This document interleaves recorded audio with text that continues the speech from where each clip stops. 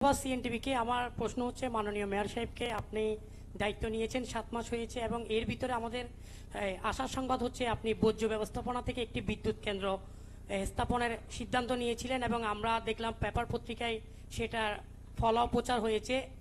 এই ক্ষেত্রে কাজটা কখন শুরু হবে? আপনার শহরের কিন্তু মূল সমস্যা হচ্ছে বর্জ্য ব্যবস্থাপনা।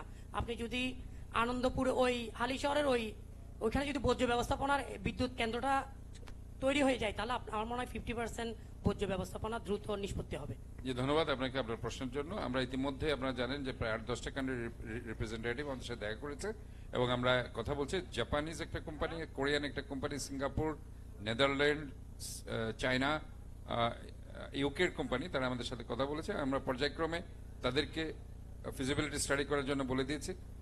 যারা প্রথমে আমাদের সাথে এই কাজগুলো ফিজিবিলিটি স্টাডি করে G2G প্রোগ্রামগুলো যারা সাকসেসফুলি করতে পারবে তাদেরকে, আমাদের অলরেডি ল্যান্ডফিল আছে একটা হালি শহর আর একটা আরফিন নগর।